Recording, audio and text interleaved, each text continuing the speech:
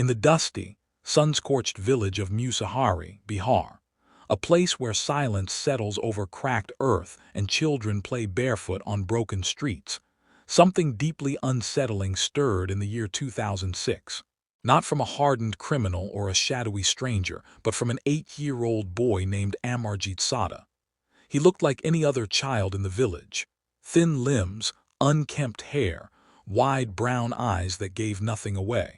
But behind that calm, blank expression hid a darkness that would soon place him in the pages of global infamy, as the youngest serial killer the world had ever known. Musahari was a place marked by deep poverty. Most families survived on less than a few dollars a day. Electricity was unreliable, schools underfunded, and medical facilities almost non-existent. In this landscape of scarcity, Amarjeet's family struggled just like everyone else, or perhaps even more. They were a low-income, lower-caste family, living in a small mud house with no proper doors, no furniture, and barely any privacy. But no one could have imagined that in this humble household, something far more terrifying was growing than just hunger or desperation. The first signs of horror came quietly. According to local accounts, Amarjeet's first victim was not a stranger. It was his own cousin, a baby just 6 months old. The family had gathered, distracted with chores and conversation, while Amarjeet slipped away with the infant in his arms. Hours later, panic set in when the child could not be found. But it was only much later that Amarjeet, without guilt, without hesitation, confessed to what he had done. He had strangled the baby until it stopped moving. Then, in a grotesque act, he had smashed the infant's skull with a brick. When asked why, he didn't give a reason. Just silence, as if the act didn't require one. But the family, incredibly, did not go to the police. Some reports claim that Amarjeet's parents, perhaps out of shame or fear of social rejection, decided to keep the incident hidden. Maybe they thought it was a one-time event. Maybe they believed it was just a child's mind not understanding consequences. Maybe they just couldn't believe what their son had become. But they were wrong. Because soon after, Amarjeet struck again, and this time it was even closer to home. His second victim was his own baby sister, just 8 months old. The method was disturbingly similar. He waited until his parents were away, strangled the infant, and crushed her skull with a brick. No witnesses, no screaming, just the same calm silence that followed his first crime. Again, the family did nothing. It's important to remember, this was not an urban setting with social workers, surveillance, and community intervention. This was a deeply rural, isolated environment, where families often dealt with problems privately, even ones as horrifying as this. But how does an 8-year-old even begin to comprehend murder? How does a child, not even tall enough to ride a bicycle, become capable of such brutality? Psychologists would later suggest that Amarjeet may have been suffering from conduct disorder or early signs of psychopathy. He showed no empathy, no fear, and no remorse, traits that, even in young children, are rare and deeply alarming. And yet, even after losing 2 babies in disturbing circumstances, no one intervened. The system remained silent, and Amarjeet remained free. Until one day, he made a mistake. A 6-year-old girl named Khushbu, playing near her home, suddenly vanished. Her mother raised alarm. The villagers searched the fields and bushes, and in the midst of the panic, Amarjeet, calm and quiet as ever, told them he had seen her last. When they asked where, he led them straight to her dead body. Hidden in the bushes, her face crushed with a brick, her tiny hands limp in the dirt. This time, Amarjeet didn't deny it. In fact, he smiled. It was a scorching afternoon in Musahari when villagers gathered around Amarjeet Sada, now the prime suspect in the murder of 6-year-old Khushbu. What followed was not a chase, not a denial, not even confusion. Instead, the young boy, barely 8 years old, smiled softly and guided the stunned crowd to a patch of overgrown bushes just beyond the village huts. There, beneath a few scattered branches, lay the dead body of Khushbu. Her skull crushed with a brick, her lifeless eyes still wide open in fear. The villagers were paralyzed, not just by the brutality of the crime, but by who had committed it. This wasn't a stranger, not a madman from the outside. This was Amarjeet, a child they'd seen grow up among them, a boy who played in the same lanes, attended the same schools, and shared the same hardships.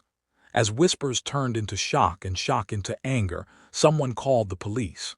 When officers arrived, Amarjeet didn't cry, didn't resist, didn't even flinch. He simply sat there, quiet, calm, as though none of this was out of the ordinary.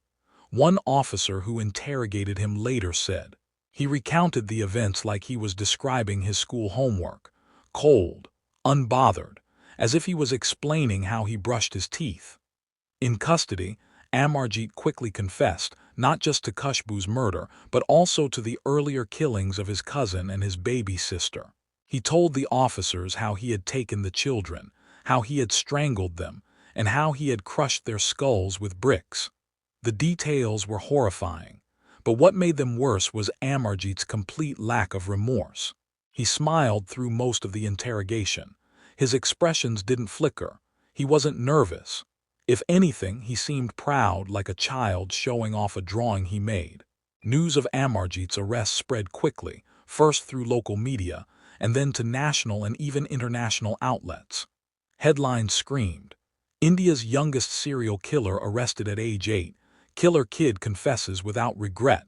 What drives a child to kill?" Psychiatrists and journalists descended upon the quiet village, eager to understand what had gone so terribly wrong. But the answers weren't simple. A preliminary psychological assessment suggested Amarjeet might be suffering from conduct disorder, a condition that includes aggressive behavior, lack of empathy, and a tendency to violate rules or the rights of others. But more concerning was the possibility of childhood-onset psychopathy, a rare, serious, and controversial diagnosis. One psychiatrist who met Amarjeet described him as emotionally flat. He didn't respond to images of violence, didn't react to being told about the pain he caused, and didn't seem to recognize the concept of right or wrong. He simply didn't care. In clinical terms, Amarjeet displayed what is known as callous unemotional traits, indicators that often show up in adult serial killers. The difference here, he was only 8, but Amarjeet wasn't just a psychiatric case. He was also a child from crushing poverty. Some experts wondered if trauma, malnutrition, or exposure to violence at a young age had shaped his behavior. Others pointed to genetics, brain development, or untreated mental illness. His family, once silent, now faced the weight of public blame. Why didn't they report the earlier crimes? Why did they stay quiet after the deaths of 2 babies in their own home? Some villagers claimed the parents were scared. Others believed they were in denial. A few even suggested that Amarjeet's father had beaten him regularly, and that the boy had grown up surrounded by fear, neglect, and suppressed rage. Whatever the cause, one thing was clear: India's justice system had never faced a case quite like this. Because under Indian law, Amarjeet Sada, despite confessing to multiple murders, could not be treated as an adult. The Juvenile Justice Act stated that any child under 14 could not be tried in a regular court, could not be imprisoned with adults, and certainly could not be sentenced to death or life in prison. Instead, Amarjeet was sent to a child rehabilitation home, where he would remain until the age of 18. This decision sparked outrage in some quarters. People questioned, how can a serial killer walk free at 18? But others argued, he is still a child. The system must try to heal him, not destroy him. Still, the question lingered. Was Amarjeet born evil or made evil? In the following years, Amarjeet disappeared from public records. His rehabilitation, progress, or lack thereof was never made public. By law, the state could not disclose details about juvenile cases once the child turned 18. But the mystery only deepened as time passed. What happens to a child who kills and then grows up? After the dust settled in Musahari and media vans disappeared from the narrow roads of Bihar, Amarjeet Sada was no longer just a boy. He had become a national question mark. What do you do with a child who has committed not one, not two, but three murders? How do you rehabilitate someone who shows no remorse, no understanding of guilt, no fear of consequences? In 2007, Amarjeet was placed in a juvenile remand home, a secure facility meant for minors who had committed crimes. According to Indian law under the Juvenile Justice, Care and Protection of Children Act, a child under 14 cannot be sentenced to prison. The goal is correction, not punishment. But Amarjeet's case was no ordinary juvenile offense. This wasn't theft or vandalism. This was serial murder. And now, the state had less than a decade until he turned 18 to try and change what he had become. The juvenile home where Amarjeet was sent had basic facilities, dormitories, shared washrooms, a sparse library, and a handful of counselors. The staff was underpaid and undertrained. Most were used to handling pickpockets or school dropouts, not children who had crushed skulls with bricks. Reports from that time are few and inconsistent, but insiders later hinted at Amarjeet's strange behavior inside the home. He was quiet, kept mostly to himself. At times he would laugh randomly. Other times he'd sit motionless for hours. He didn't speak much, but when he did, it was often in strange tones, calm, almost amused, even when discussing the past. Some said he had developed a fascination with death. Others claimed he still drew disturbing images when left alone with a pencil. But all of this remained behind closed doors. The Indian government had made one thing very clear. Under the law, Amarjeet's identity and personal history were to be protected once he entered the juvenile system. His name, photographs, and records were sealed. The media could no longer publish new updates. And so slowly, his name faded from the headlines. Yet, for the people of Musahari, his home village, forgetting was impossible. Local families refused to let their children play near the Sada home. Some claimed they could still hear Amarjeet's mother weeping at night. Others whispered that the family had been cursed. A few even suggested that Amarjeet was possessed, a soul born under a dark star. But the truth was more complicated and more terrifying, because if Amarjeet wasn't possessed, if he wasn't a monster, then he was something even scarier, a human being who had chosen to kill again and again without flinching. Years passed. The boy who once terrified an entire region began to grow up behind the walls of the juvenile center, but the public remained in the dark. No reports were released, no psychological updates shared, no photos leaked. And then one day, he turned 18. Under Indian law, that meant his time in the juvenile system was over. And because there had been no formal trial in adult court, and because his earlier crimes were committed as a minor, Amarjeet Sada was released. No one knows the exact date. No one knows what new name he took. No one knows which part of the country he was relocated to, or if he was relocated at all. What we do know is this. Amarjeet Sada, once labeled the world's youngest serial killer, walked out of the system. A free man, no longer a child, no longer supervised, no longer monitored, free to start a new life, or continue an old one.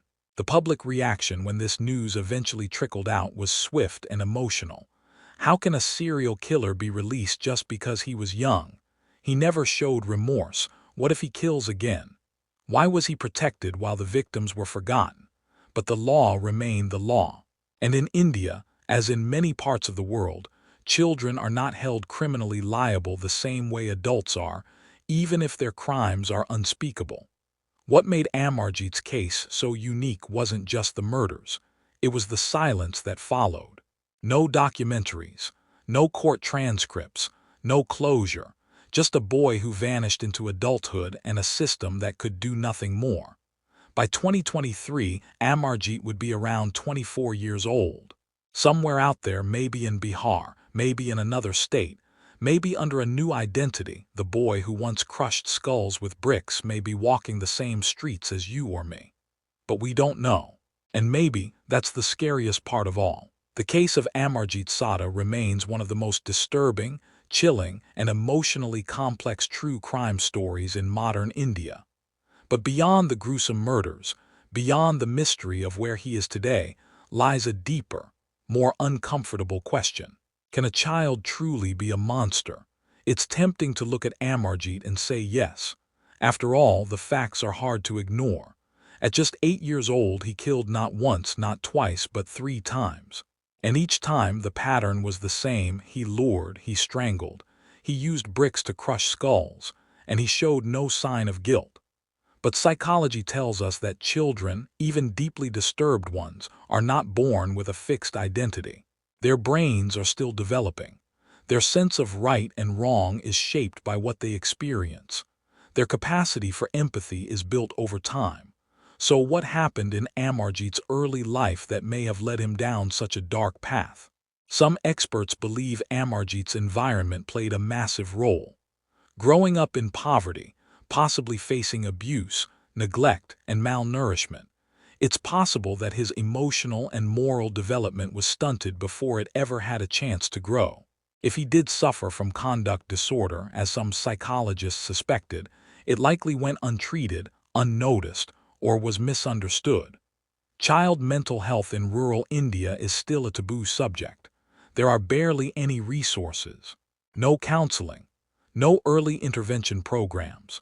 So when a child begins to show disturbing behavior, harming animals, attacking others, or showing no emotion, these signs often get dismissed as bad behavior instead of a serious red flag. But Amarjeet was not the only child in history to commit murder. Across the world, there have been other chilling cases. In the UK, in 1993, 2 10-year-old boys, John Venables and Robert Thompson, abducted and brutally murdered a 2-year-old toddler named James Bulger. The nation was horrified, and the case led to a massive debate on child criminality. In the U.S., Mary Bell, an 11-year-old girl, strangled 2 young boys in 1968. Her case, like Amarjeet's, forced courts to ask, how young is too young to understand the finality of death? In Japan, in 1997, a 14-year-old boy known as Sato Sakakibara killed and decapitated an 11-year-old classmate and left a note confessing, filled with rage and twisted satisfaction. What do all these cases have in common? Each time, the world reacted with horror. But once the anger faded, the debate always circled back to the same dilemma. Is it justice to punish a child like an adult? Or is it more dangerous to treat them as innocent just because of their age? In Amarjeet's case, the Indian legal system leaned heavily on rehabilitation. But was that enough? We don't know how much therapy he received. We don't know if he ever admitted wrongdoing. We don't know if he felt remorse. And we certainly don't know if he'll ever pose a threat again. And yet, legally, he has the right to a second chance. That's what makes this case so haunting. The murdered children, Khushbu, the cousin, the baby sister, they never got a second chance. Their lives ended violently, long before they even learned to write their names. And the one who took those lives now walks free. Was he rehabilitated? Or is he just better at hiding now? These are the kinds of questions that don't have clear answers. Experts, judges, even philosophers continue to argue. Can evil be born into a child? Or is evil something the world creates brick by brick, scar by scar? If Amarjeet had received early mental health support, could things have been different? If the family had reported the first crime, would 2 other children still be alive? If society had listened, noticed, acted, would Amarjeet's name have remained unknown? No one can say for sure. What we do know is that the story of Amarjeet Sada has left behind more than just grief. It's left behind a warning about the dangers of silence, about the cracks in a system meant to protect the innocent, about what happens when a child's darkness is ignored until it becomes lethal. And perhaps most haunting of all, a warning that somewhere out there, the boy who killed is now a man.